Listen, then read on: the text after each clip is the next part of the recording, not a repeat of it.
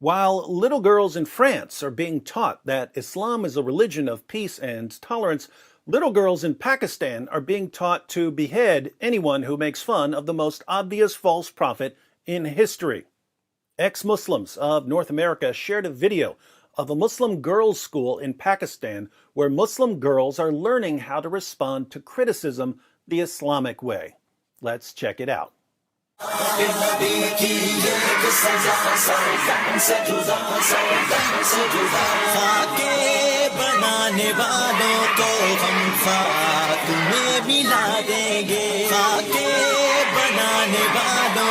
We need to give credit where credit is due. Islam may not be good at producing countries where people actually want to live, or at promoting literacy and education, or at defending women's rights. But when it comes to cranking out songs that make people want to go out and slaughter people in the name of Allah, jihadis are the kings of rock. There is none higher.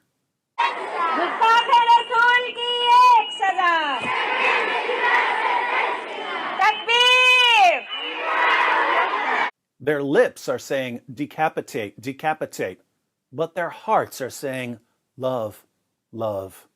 ए अबू लहब के पैरोकारों, तुम खाके और cartoon क्यों बनाते हो?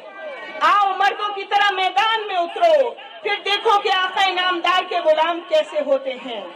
They call anyone who defends cartoons of Muhammad followers of Abu Lahab. Abu Lahab was one of Muhammad's uncles and one of his biggest critics.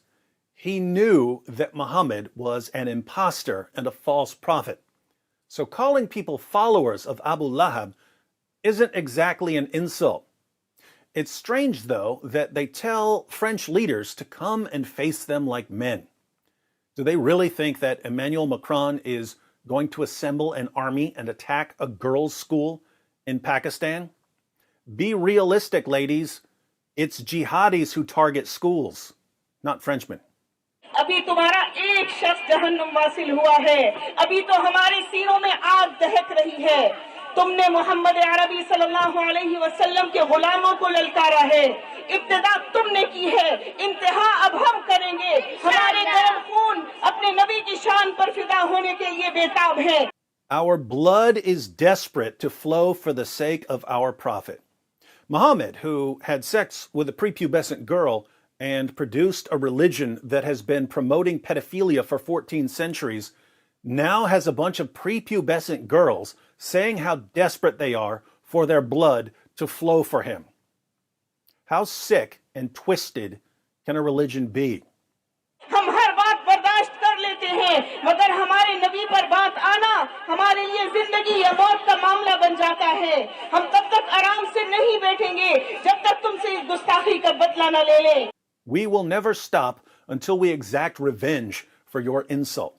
Notice, it never occurs to anyone to step in and say, excuse me, do you really think we should be brainwashing little girls into dedicating their lives to slaughtering people over cartoons?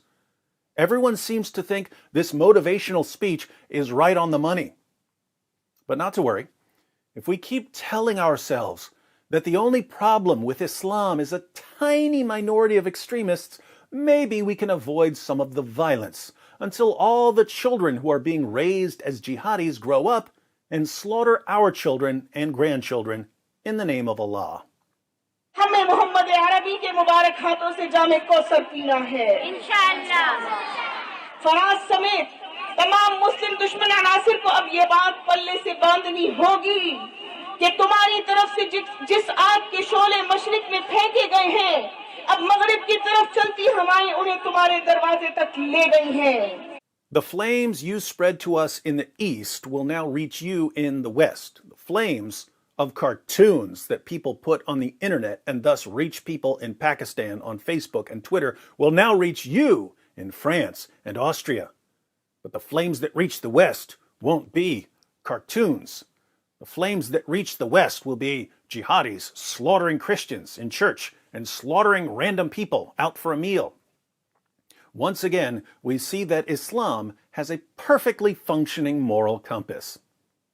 क्या ऐसा मुमकिन है कि मुसलमान का लहू रंग न लाए? क्या ऐसा मुमकिन है कि मगरिब हमें बेअमन करे और खुद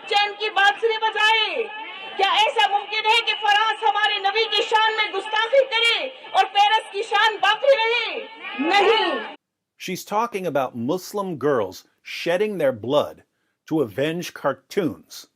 Here again, it doesn't occur to anyone to step in and say, "Excuse me again, I may be new here, but should we really be brainwashing little girls into going out and getting themselves killed over some cartoons?" Everyone at the school and all the parents seem to think that this is perfectly normal. Why? Because it is in Islam. दुनिया में ऐसा कहीं नहीं होता जो तुम बोओगे वही काटोगे जीने दोगे तो जियोगे तुम्हारा सुकून हमारे अमन के साथ मशरूत है Your peace is tied to ours. What does that mean? It means if you don't want us waging terrorist attacks against basically any European we come across, you had better silence critics of Islam. You need to make criticizing or mocking Islam illegal in Western countries that aren't under Sharia.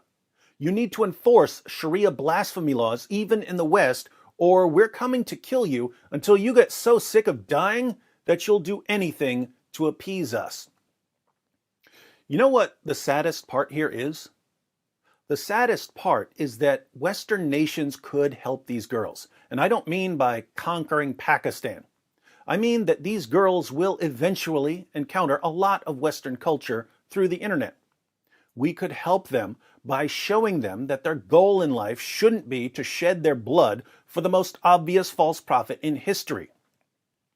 But instead of these girls encountering a unified voice, telling them that they shouldn't be letting an illiterate 7th century Arabian caravan robber tell them how to live their lives, they'll encounter Western politicians and journalists and educators and entertainers telling them that Islam is a wonderful religion and that Muhammad was a wonderful man, indeed, a true prophet.